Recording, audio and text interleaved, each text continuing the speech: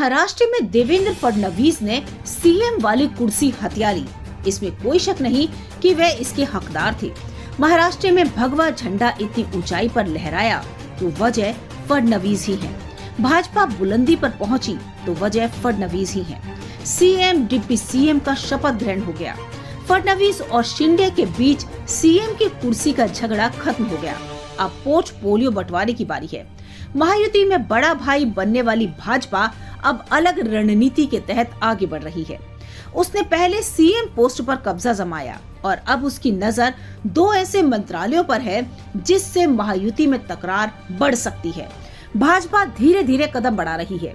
देवेंद्र फडणवीस की अगुवाई में भाजपा फ्रंट फुट से खेलने को तैयार बैठी है। जी हाँ, महाराष्ट्र में सीएम और डिप्टी सीएम का खेल खत्म हो चुका है, मगर टकराव खत्म हो गया ऐसा बिल्कुल भी नहीं है। महायुति में अब पोर्टफोलियो को लेकर तकरार की बारी है।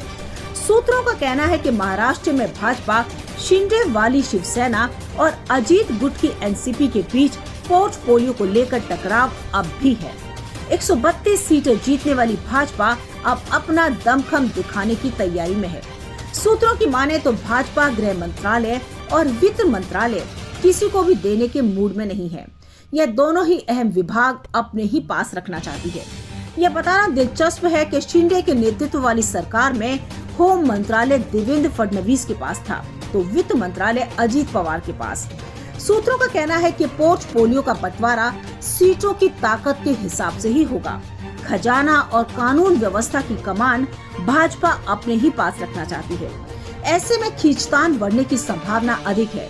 एकनाथ शिंदे की शिवसेना लगातार होम मिनिस्ट्री की डिमांड कर रही है। शिंदे तो डिप्टी सीएम पद पर शपथ लेने को भी तैयार नहीं थे, मगर माना जा रहा है कि वे होम मिनिस्ट्री के वादे पर ही शपथ लेने को तैयार हुए। शिवसेना विधायक भी होम मिनिस्ट्री की लगातार मांग कर रहे हैं। वहीं दूसरी ओर वित्त मंत्रालय पर अजीत पवार की नजर है। अजीत पवार इससे पहले भी वित्त मंत्रालय संभाल चुके हैं। ऐसे में अगर भाजपा यह विभाग भी अपने पास रखती है तो अजीत पवार का नाराज होना भी लाजमी है। इस स्थिति में महायुति के भीतर दरार और भी बढ़ सकती है। अभी तक अजीत पवार तकरार वाली तस्वीर के फ्रेम से गायब थे। अब तक केवल सीएम पोस्ट को लेकर भाजपा और शिवसेना में ही खींचतान थी, मगर भाजपा अगर वित्त मंत्रालय और गृह मंत्रालय दोनों ही अपने पास रखती है तो तकरार के त्रिकोणीय होने की संभावना बढ़ जाती है। भाजपा से एकनाथ शिंदे के साथ साथ अजीत पवार भी नाराज हो सकते हैं। अभी तक पोर्टफोलियो को लेकर जो तय फार्मूला है उसके हिसाब से भाजपा के कोटे में 20 मंत्री पद है, वहीं एकनाथ शिंदे के कोटे में 13 और अजीत पवार के कोटे में 8 मंत्री पद हैं। महाराष्ट्र चुनाव में भाजपा ने 132 सीटें जीती थी, वहीं एकनाथ शिंदे की शिवसेना 54 और अजीत पवार की एनसीपी के खाते में 34 सीटें आई थी। तमाम बड़ी खबरों के लिए बने रहिए किन्नी टाइम्स के साथ। वीडियो को लाइक करें, चैनल को सब्सक्राइब करना ना भूलें।